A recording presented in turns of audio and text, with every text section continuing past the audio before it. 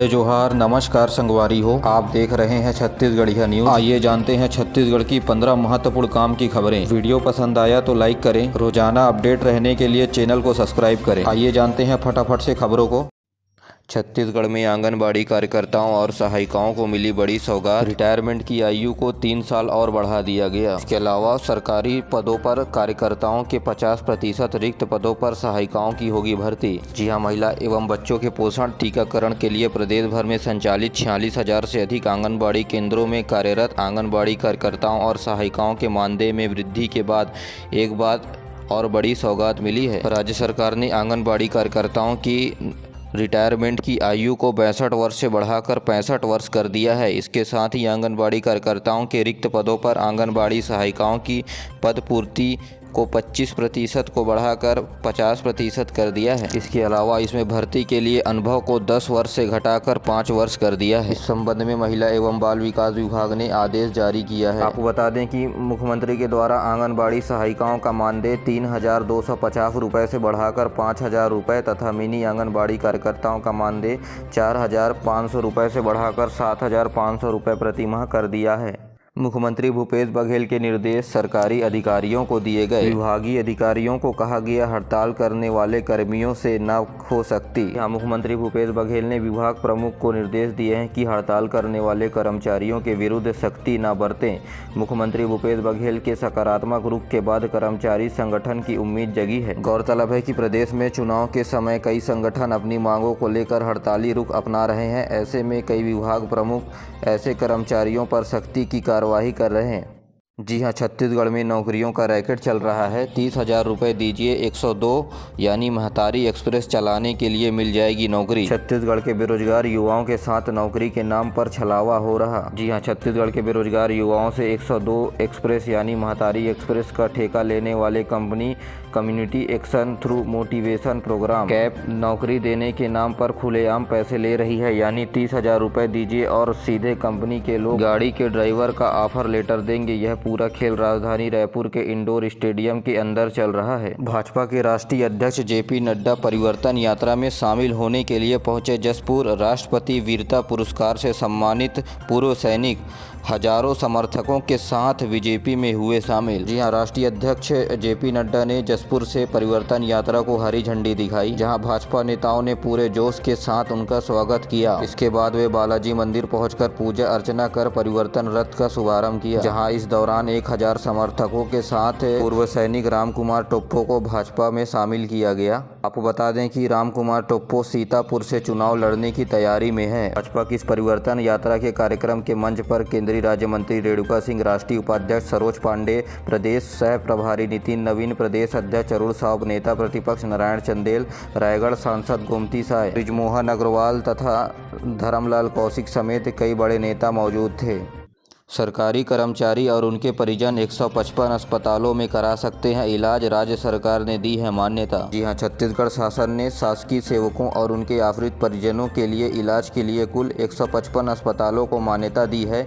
इसमें राज्य में 114 तथा राज्य के बाहर 41 अस्पतालों को शामिल किया गया है। शासकीय कर्मचारियों के वित्तीय वर्ष 2023-24 के लिए इन अस्पतालों को मान्यता मिली है। यानी सहकारी कर्मचारी राज्य सरकार की ओर से इन अस्पतालों में मुफ्त में इलाज करवा सकते हैं। छत्तीसगढ़ में शिक्षक भर्ती व्याख्याता के लिए तीसरी काउंसलिंग की प्रक्रिया शुरू हो रही है। इसके लिए विभाग के पोर्टल पर अपलोड कर दिया गया है कटऑफ। यह काउंसलिंग की प्रक्रिया 18 सितंबर से दोपहर 12 बजे से 20 सितंबर शाम 5 बजे तक होगी। अधिक जानकारी के लिए विभागीय वेबसाइट educationportal.cg.in NIC पर जाकर प्रारंभ काउंसलिंग की प्रक्रिया को कर दिया गया है। महासमुंद में वन्यजीव अपराध नियंत्रण के संबंध में क्षमता विकास प्रशिक्षण कार्यशाला का आयोजन किया जा रहा है। इस कार्यशाला में स्थानीय लोगों को वन्यजीव के अपराध से कैसे मुक्त होना है, इसके बारे में बताया जा रहा है। इसके लिए प्रशिक्षण शिविर का 2 दिवसीय आयोजन भी किया गया। मेंटेनेंस के काम की वजह से शनिवार से कोरबा अमृतसर छत्तीसगढ़ एक्सप्रेस, दुर्ग निजामुद्दीन छत्तीसगढ़ संपर्क क्रांति एक्सप्रेस, निजामुद्दीन गुणवाना एक्सप्रेस को बिलासपुर रेलवे जोन के द्वारा रद्द कर दिया गया है। प्रदेश में गैस कनेक्शन में गोलमाल देखने को मिल रहा है। शिकायत के बाद तीनों पेट्रोलियम कंपनी जुलाई में जांच शुरू की। 2.5 महीने बाद 6,000 से ज़्यादा गैस कनेक्शनों में गड़बड़ी पकड़े जाने के बाद ब्लॉक कर दिया गया। आधार कार्ड से तीनों पेट्रोलियम कंपनियों से गैस लेने वाले के खिलाफ सख्त कार्रवाई की गई है। चलिए बात करते हैं अब प्रदेश में मौसम अपडेट की। प्रदेश में अति से अति भारी बारिश होने की संभावनाएं मौसम विभाग के द्वारा बताई गई है। यही नहीं, प्रदेश के मैदानी इलाकों में रेड अलर्ट भी जारी किया गया है। जी हां, प्रदेश में अति से अति भारी बारिश का रेड अलर्ट जारी किया गया है। मौसम विभाग के मुताबिक रायगढ़, रायपुर, जांजगीर चांपा, बलौदा बाजार, गरियाबंद, धमतरी और महासमुंद में अति भारी बारिश होने की संभावनाएं हैं। इसके अलावा सूरजपुर, जसपुर, बिलासपुर, मुंगेली, कोरबा, दुर्ग, बलौद, बेमेतरा, कबीरधाम, राजनांदगांव, कांकेर, बीजापुर, नारायणपुर जिले में 1-2 स्थानों पर भारी बारिश के साथ बिजली गिरने की भी संभावनाएं बताई गई है। अलावा दुर्ग, बलौद और राजनांदगांव जिलों में 1-2 जगहों पर भारी बारिश होने की संभावनाएं हैं। बिजली गिरने के अलावा कुछ जगहों पर ओले भी पड़ सकते हैं। छत्तीसगढ़ को मिला एक और राष्ट्रीय पुरस्कार। जल जीवन सर्वेक्षण 2023 में नारायणपुर जिले को केंद्रीय जल शक्ति मंत्रालय से मिला प्रशस्ति पत्र।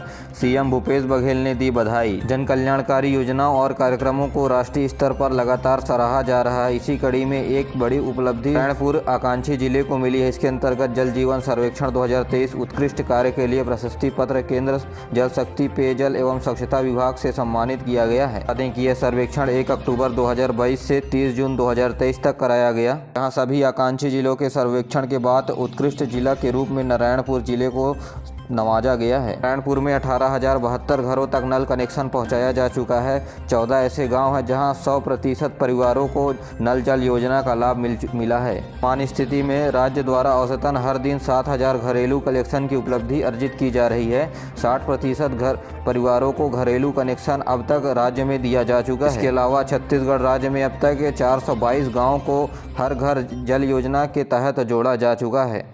बात करते हैं अब सरकारी नौकरी की। छत्तीसगढ़ में बैंक पर निकली 407 पदों पर बम्पर भर्ती। 12वीं पास भी कर सकेंगे आवेदन। जी हां, छत्तीसगढ़ राज्य सहकारी बैंक मर्यादित, अपेक्स बैंक में फील्ड ऑफिसर, कार्यालय सहायक, सामान्य सहायक, समिति प्रबंधक, उप प्रबंधक समेत अन्य 407 पदों के लिए भर्तियां होनी है। इसकी परीक्षा व्यापम से आयोजित की जाएगी। इसके लिए ऑनलाइन आवेदन की प्रक्रिया भी शुरू हो चुकी है। जानकारी के मुताबिक आपको बता दें कि 23 सितंबर तक आवेदन मंगाए गए हैं। ऑनलाइन आवेदन में त्रुटि सुधार 24 से 26 सितंबर तक किए जाएंगे। इसी तरह लोक स्वास्थ्य यांत्रिकी विभाग में हैंडपंप टेक्नीशियन भर्ती के लिए 10 सितंबर तक आवेदन मंगाए गए हैं। 10 से 13 सितंबर तक त्रुटि सुधार 188 पदों के लिए 24 सितंबर को होनी है परीक्षा। इसके लिए 12वीं पास तथा ITI भी होना जरूरी है।